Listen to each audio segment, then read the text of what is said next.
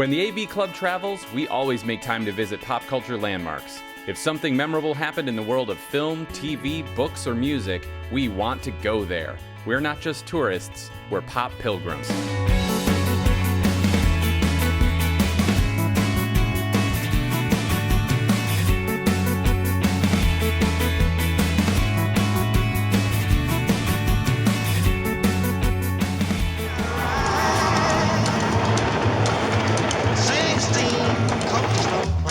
The Memphis of Jim Jarmusch's 1989 indie classic Mystery Train was haunted by its past, and also perhaps haunted by Elvis. We're headed to the Arcade Restaurant, where, in the movie Mystery Train, a young Italian traveler heard a story about a hitchhiking Elvis ghost. Elvis Presley? We're gonna sit down and talk with Sherman Willmott.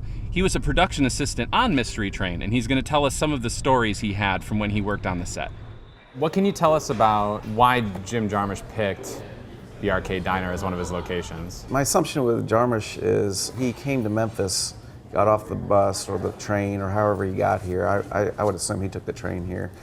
And he walked around downtown Memphis and wrote the script. If he took the train, he would have gotten off right across the street from us at the train station and would have found the coolest 24-hour diner in Memphis. And it was cool back then, even though the neighborhood had kind of fallen apart.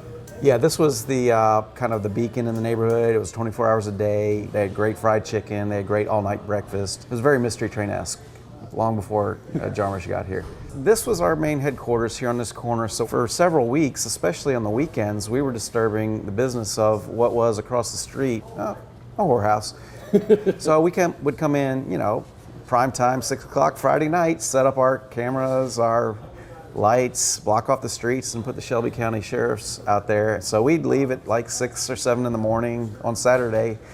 Of course, business would have been ruined.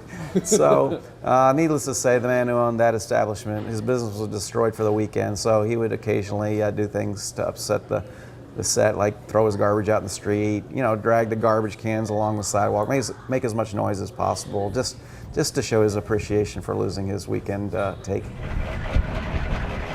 Pretty much anyone who comes to Memphis to film shoots at this corner because it's got a great look. It could be the 50s, could be the 70s, could be the 20s, without a whole lot of set decoration.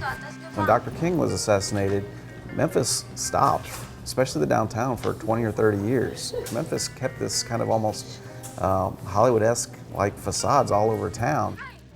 This diner was so realistic and so cool that there wasn't a lot of set decorating going on inside the diner. I mean, look around. Is there a better diner ambiance anywhere? And this isn't like, they didn't make this for Hollywood. Hollywood comes here and films here. It's just got a great feel. I mean, look at counter here. These are where people's elbows have been for many years. It's just a place where you come in and you dig in, and people have done that for 80 or 90 years. Thank you so much for sitting down with us, Sherman. It's fantastic. Oh, my pleasure. Come to Memphis anytime. Yeah, great to meet you. You as well.